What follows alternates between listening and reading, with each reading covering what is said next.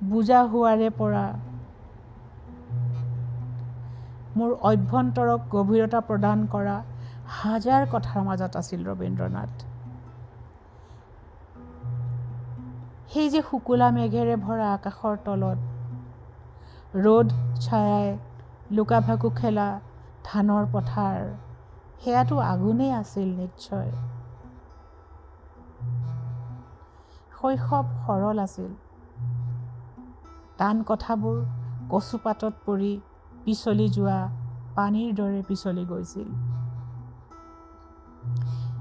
আমি তেতিয়া আছিলোঁ হাফলঙত, লোৱাৰ হাফলঙৰ SSB পুলিচ ট্ৰেইনিং চেণ্টাৰত। হাফলঙতেই পঢ়িছিলোঁ আৰু তেতিয়া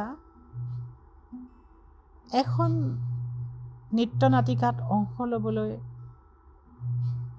সুযোগ পাইছিলোঁ আমাৰ স্কুলৰ পৰা। বসন্তৰ ৰাণী বাসন্তী দেৱী আহিব,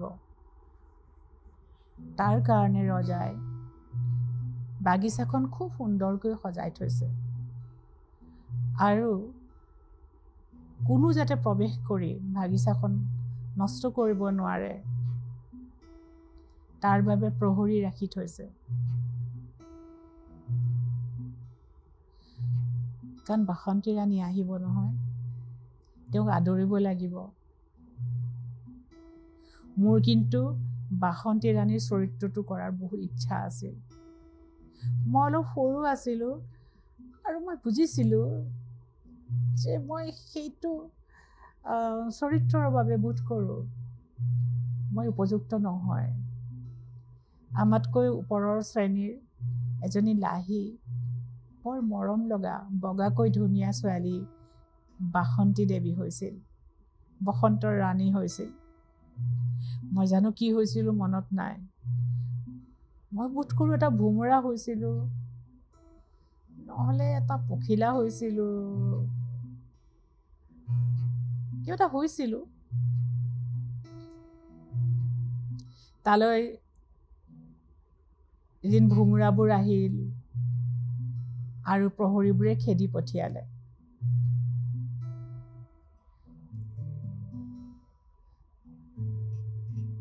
ক'লে বসন্তৰ ৰাণী বাসন্তী দেৱী আহিব, ইয়াত আমনি নকৰিবি, যাগৈ।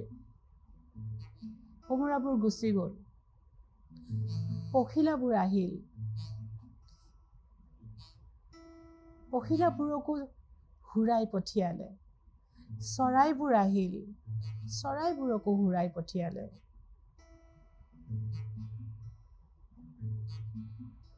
আৰু কাক কাক ঘূৰাই পঠিয়ালে মোৰ মনত নাই।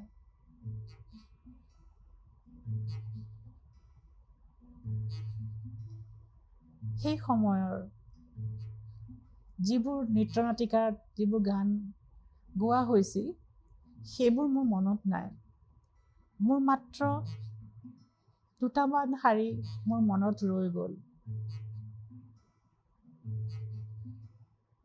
আৰু পৰৱৰ্তী কালত সেই শাৰীকেইটাই ক'ৰবাত মোক বাটো দেখুৱাইছিল।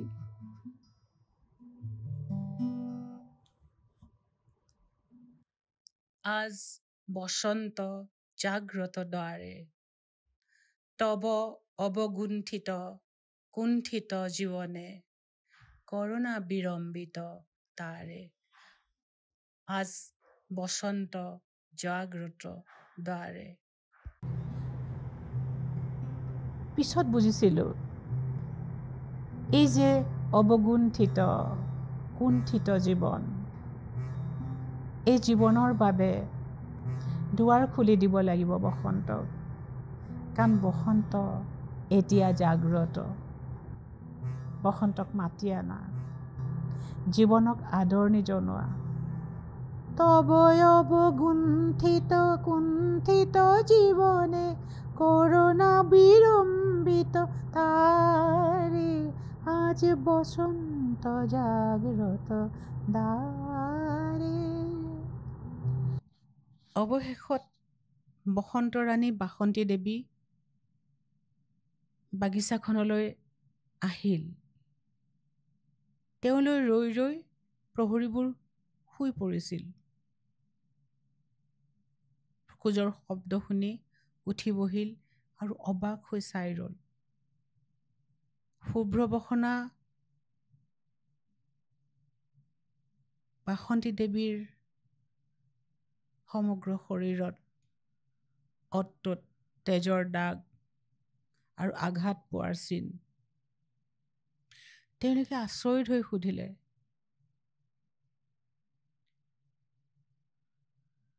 আপুনি ইমান দেৰিকৈ কিয় আহিল আৰু আপোনাক কোনে এনে অনিষ্ট কৰিলে? তেতিয়া বাসন্তী দেৱীয়ে ক'লে, তোমালোকে কৰিলা আৰুনো কোনে কৰিলে? আমি কেতিয়া কৰিলোঁ? আমিতো আপোনাৰ কাৰণে বাগিচাখন সজাই ৰাখিছিলোঁ। আপোনাৰ কাৰণে আমি কিমান ভালকৈ ৰখীয়া হৈ আছিলোঁ আৰু আপোনাৰ কাৰণে আমি ৰৈ আছিলোঁ। তেতিয়া বাসন্তী দেৱীয়ে ক'লে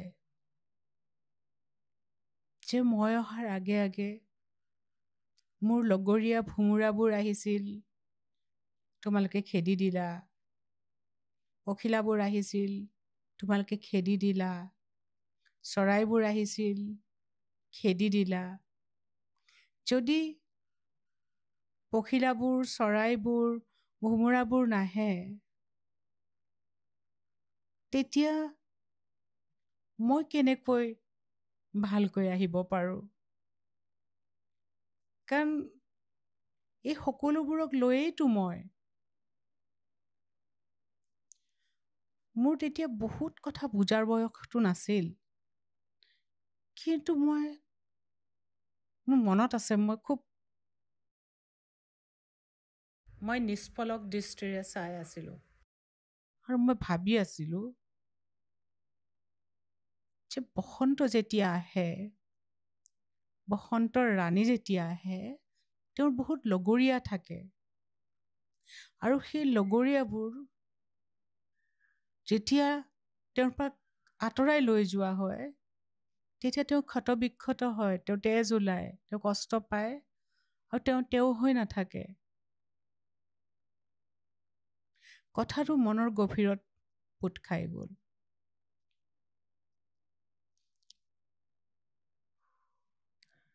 যিমানে ডাঙৰ হৈ আহিলোঁ, লাহে লাহে মই বুজি আহিলোঁ যে ইয়াৰ আৰু গভীৰ অৰ্থ আছে। সেইদিনা মই ভাবিছিলোঁ, বাসন্তী দেৱীৰ যেনেকৈ ভোমোৰাবোৰ আছে, পখিলাবোৰ আছে, চৰাইবোৰ আছে, মোৰনো কি আছে? যিবোৰ নহ'লে মই কষ্ট পাম, বা মোৰ পৰা কাঢ়ি লৈ গ'লে মই কষ্ট পাম, মই দুখ পাম, মোৰ গাত ক্ষতস্থানৰ সৃষ্টি হ'ব, আঘাত লাগিব, মই মোৰ দৰে হৈ নাথাকিম, মই ফুল ফুলি থকা মই বিচৰা বাগিচাখনলৈ মই যাব নোৱাৰিম। তেনেকুৱা কি আছেনো মোৰ? প্ৰশ্নটোৰ উত্তৰ মোৰ তেতিয়া উত্তৰ বিচৰাৰ কথাও হয়তো মোৰ ভালকৈ মনলৈ অহা নাছিল। প্ৰশ্নবোৰ মাত্ৰ আহিছিল যে মোৰনো কি আছে যিবোৰ নহ'লে মই হৈ নাথাকিম। তাৰপিছত মই ডাঙৰ হ'লোঁ, তাৰপিছত মই জীৱনক বুজিবলৈ শিকিলোঁ, চাবলৈ শিকিলোঁ। তাৰপিছত বহুত দেৰিকৈ মই বুজিলোঁ যে মোৰ লগৰীয়া কোনবোৰ, মোৰ নিজৰ কোনখিনি, যিখিনি মোৰ পৰা কাঢ়ি লৈ গ'লে মই হৈ নাথাকোঁ। মই বুজিলোঁ মাত্ৰ ময়েই নহয়, প্ৰতিজন মানুহৰ নিজাকৈ কিবা অলপ থাকে। সেইখিনি যদি কাঢ়ি লৈ যোৱা হয়, সেইখিনি যদি হেৰাই যায়, তেওঁৰ জীৱনটো তেওঁৰ দৰে হৈ নাথাকে, তেওঁ বেলেগ হৈ যায়। তেওঁ কষ্ট পায় আৰু তেওঁ যিটো নিজৰ অস্তিত্ব সেই অস্তিত্ব তেওঁৰ হেৰাই যায়। তাৰপিছত মই ভাবিলোঁ, যেতিয়া মই বিচাৰি পালোঁ যে মোৰ সেই লগৰীয়াবোৰ কোন, তাৰপিছত মই ভাবিবলৈ ল'লোঁ অন্য কথা। কেনেকৈ সেই লগৰীয়াবোৰক নিজৰ সৈতে ৰাখিব পাৰি আৰু নিজে নিজৰ দৰে হৈ থাকিব পাৰি। আমাৰ হাফলঙৰ পৰিৱেশ বহুত ভাল আছিল। বহুত নিয়মানুৱৰ্তিতাৰ লগতে আছিল এটা সাংস্কৃতিক পৰিৱেশ। আমি অনেক নাচ শিকিছিলোঁ, অনেক গান গাইছিলোঁ, বহুত নৃত্য নাটিকাত অংশ লৈছিলোঁ। বিভিন্ন ভাষাৰ, বিভিন্ন প্ৰদেশৰ গানবোৰ আমি গাইছিলোঁ। সেই সময়ত হয়তো মই নাজানো কিয় মই খুব ভালকৈ নাচিব পাৰিছিলোঁ, অভিনয় কৰিব পাৰিছিলোঁ কাৰণেই তেতিয়া মই আৰু অকণমান ডাঙৰো হৈছিলোঁ। মই এখন নৃত্য নাটিকাত যাৰ নাম আছিল অভিসাৰ, মই বাসৱ দত্তা হৈছিলোঁ। সেয়া আছিল এক আচৰিত অভিজ্ঞতা। বৌদ্ধ সন্যাসী উপগুপ্ত সেইদিনা মথুৰাপুৰীৰ প্ৰাচীৰৰ তলত শুই আছিল আৰু নগৰীৰ নটী বাসৱ দত্তা তেতিয়া অভিসাৰত ওলাইছিল। নগৰীৰ নটী জলে অভিসাৰে যৌৱন মদে মত্তা অংগে আচল সুনীল বৰণ ৰুণুঝুনু ৰবে বাজে আভৰণ সন্ন্যাসী গায়ে পৰিতে চৰণ থামিল বাসৱ দত্তা। সন্যাসী উপগুপ্তৰ গাত ভৰিখন লগাত বাসৱ দত্তা থমকি ৰ'ল। হাতত লৈ থকা চাকিটো আগবঢ়াই দি চালে, দেখিলে এজন সৌম্য শান্ত তৰুণ তাত শুই আছে। বাসৱ দত্তাই ক'লে, কুমাৰ কিশোৰ, মোক ক্ষমা কৰা, দয়া কৰি তুমি মোৰ ঘৰলৈ ব'লা। এই মাটি য'ত তুমি শুই আছা, এই মাটি কঠিন আৰু শীতল, এয়া তোমাৰ শয্যা হ'ব নোৱাৰে। তেতিয়া সন্যাসী উপগুপ্তই ক'লে,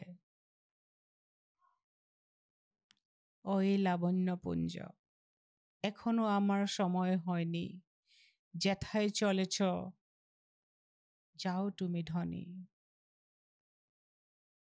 সময় যেদিন আসবে আপনি যাইব তোমাৰ কুঞ্জ। মোৰ এতিয়াও সময় হোৱা নাই, যেতিয়া সময় হ'ব তোমাৰ ঘৰলৈ মই আহিম। বাসৱ দত্তা গুচি গ'ল। তাৰপিছত দিন গ'ল, সময় পাৰ হ'ল। আৰু এদিন বাসৱ দত্তাৰ শৰীৰত বসন্ত ওলাল। সমস্ত শৰীৰ বসন্তৰ গুটিবোৰেৰে ভৰি গ'ল। শৰীৰ ক'লা পৰিল আৰু সেই সকলোৰে প্ৰিয় বাসৱ দত্তাক প্ৰজাগণে সেই বিষাক্ত সংগ পৰিত্যাগ কৰিলে, পেলাই দিলে নগৰৰ বাহিৰত। বাসৱ দত্তা পৰি থাকিল অকলে। সেই সময়ত সেই সন্যাসীজন আহি ওলাল আৰু বাসৱ দত্তাৰ মূৰটো নিজৰ কোলাত তুলি ল'লে, মুখত পানী দিলে, মন্ত্ৰ পঢ়ি দিলে আৰু শৰীৰত চন্দন পিহি লগাই দিলে শীতল কৰিবৰ বাবে। বাসৱদত্তাই সুধিলে, কে এসেছ তুমি অ গোদয়াময়? সন্যাসীয়ে ক'লে, আজি রজনীতে হয়েছে সময়, এসেছি বাসৱদত্তা। মই বহুত কিবা শিকিলোঁ। মই আবেগত অধীৰ হৈ গৈছিলোঁ। যেতিয়া প্ৰথমতে মই নাচিছিলোঁ, ৰাঙিয়ে দিয়ে যাওঁ, উজ্জ্বল উচ্ছল আনন্দময়। তাৰপিছত মই অসুস্থ হৈ মই মাটিত শুই আছোঁ আৰু সন্যাসীজন আহিছে আৰু মোৰ মূৰটো কোলাত তুলি লৈছে। সেই প্ৰাথমিক কৈশোৰৰ বয়সত মোৰ বহুত গভীৰত সোমাই গৈছিল। বহুত কিবা কিবি, তাৰ ব্যাখ্যা আজি নকৰোঁ।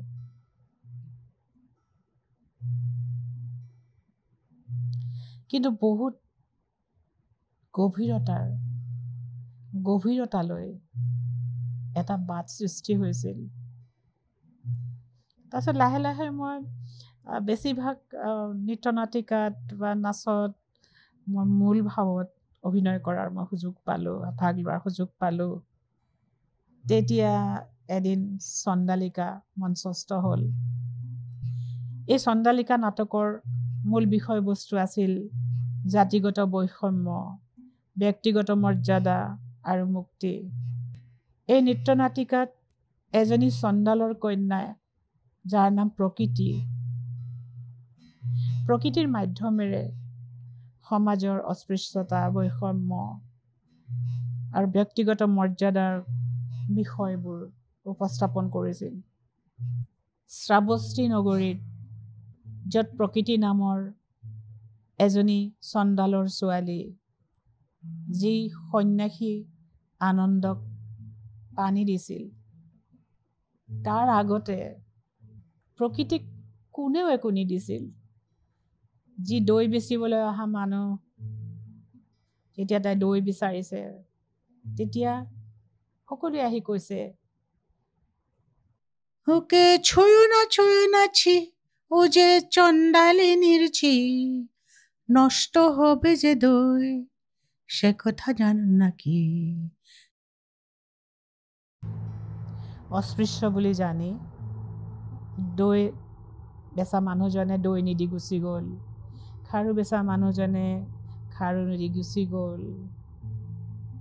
আৰু সেই সমাজৰ সেই বৈষম্য আৰু নিজৰ হাতত নথকা জন্মৰ বাবে মুখামুখি হোৱা যন্ত্ৰণা, অকলে অকলে বহি ভাবি থকা প্ৰকৃতিক এজন বৌদ্ধ ভিক্ষুৱে আহি পানী খুজিলে। জলদাও গো জলদাও, আমি তাপিত পিপাসিত, আমায় জল দাও।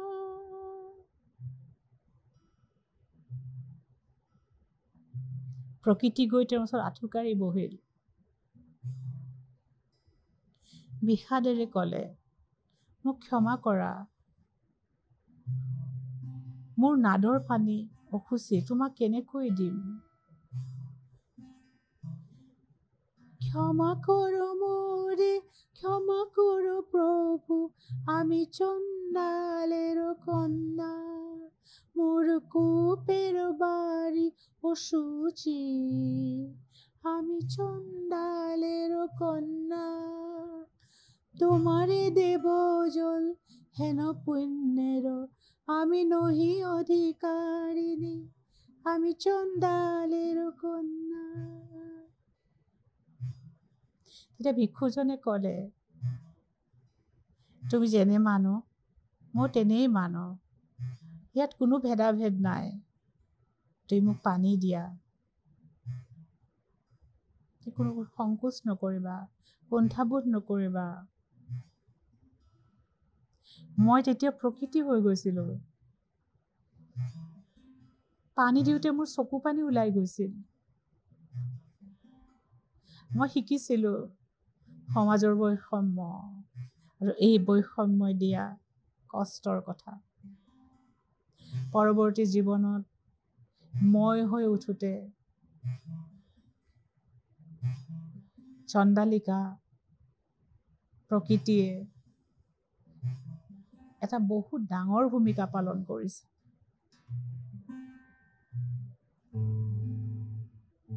তাৰপিছত আহিল পূজাৰিণী নৃত্য নাটিকা। এয়া শ্ৰীমতীৰ কাহিনী। শ্ৰীমতী আছিল নৃপতি বিম্বিসাৰৰ ৰাজপ্ৰসাদৰ এগৰাকী দাসী। নৃপতি বিম্বিসাৰে বুদ্ধৰ শৰণ লৈ নিজৰ ৰাজপ্ৰসাদৰ বাগিচাত এটা বৌদ্ধ স্তূপ নিৰ্মাণ কৰিছিল। তালৈ ৰাজপ্ৰসাদৰ নাৰীসকলৰ লগতে ৰাজমহিষীও গৈছিল, চাকি বন্তি জ্বলাইছিল। এনেকৈ চলি আছিল। যিদিনা তেওঁৰ পুত্ৰ অজাতশত্ৰু ৰজা হ'ল, তেতিয়া সময় সলনি হ'ল। পিতৃৰ ধৰ্ম তেজৰ সোঁতত উটুৱাই দি ৰাজপুৰীৰ পৰা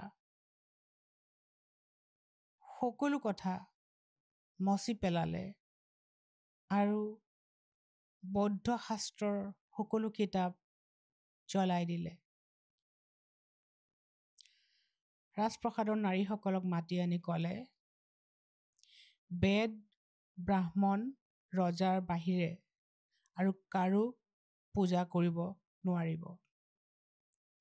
যদি কোনোবাই কৰে তেনেহ'লে মৃত্যুদণ্ড দিয়া হ'ব, নহ'লে নিৰ্বাসন দিয়া হ'ব। সেইদিনা আছিল শৰতৰ কাল। এটা সন্ধিয়া। শ্ৰীমতী নামৰ দাসীগৰাকীয়ে গা পা ধুই কাঁহীত ফুল চাকি সজাই লৈ ৰাজমহিষীৰ ওচৰলৈ আহিল। ৰাজমহিষীয়ে ভয় খাই ক'লে, তুমি নাজানা নেকি যে অজাতশত্ৰুৱে আদেশ দিছে স্তূপত যি অৰ্ঘ্য ৰচনা কৰিব তেওঁৰ মৃত্যুক দণ্ড দিয়া হ'ব। শ্ৰীমতী তেওঁৰ ওচৰৰ পৰা গুচি গ'ল আৰু ইগৰাকীৰ পিছত সিগৰাকী নাৰীৰ দুৱাৰৰ ওচৰত থিয় হ'লগৈ। সকলোৱে খুব ভয় খালে। সকলোৱে ক'লে যে আমি নাযাওঁ। কিছুমান শ্ৰীমতীক দেখি আঁতৰি গ'ল, কিছুমানে দুৱাৰ বন্ধ কৰিলে। তুমি কিয় মৃত্যু পথলৈ এনেকৈ গৈ আছা? নাযাবা। কিন্তু শ্ৰীমতীয়ে সকলোৱে দুৱাৰে দুৱাৰে গ'ল আৰু ক'লে যে স্তূপত চাকি জ্বলাবৰ সময় হৈছে, প্ৰভুৰ পূজাৰ সময় হৈছে। কোনোবাই খং কৰিলে, কোনোবাই ভয় খালে, কোনোবাই গালি দিলে। কিন্তু শ্ৰীমতী ৰাজপ্ৰসাদৰ পৰা ওলাই গ'ল। তেতিয়া দিন শেষ হৈছিল। পথ জনহীন আছিল, এন্ধাৰত বিলীন হৈ আছিল। কোলাহল লাহে লাহে ক্ষীণ হৈ আহিছিল। প্ৰাচীন ৰাজদেৱালয়ৰ আৰতি ঘণ্টা বাজিছিল। আৰু তেনে সময়তে প্ৰসাদৰ প্ৰহৰীবোৰে উচপ খাই স্তূপলৈ চালে যে তাত শাৰী শাৰী বন্তি জ্বলিছে।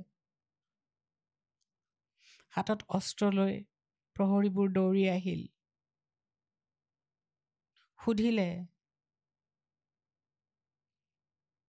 তই কোন? তোৰ কেনেকৈ ইমান দুৰ্মতি হ'ল যে মৰিবলৈ ইয়াত আৰতি কৰিছহি? তেওঁলোকে উত্তৰ শুনিলে মধুৰ কণ্ঠত, শ্ৰীমতী, আমি বুদ্ধেৰ দাসী। সেইদিনা সোধ বগা পাথৰেৰে গঢ়া স্তূপত তেজৰ দাগ লাগিল। শ্ৰীমতীক মৃত্যুদণ্ড দিয়া হ'ল।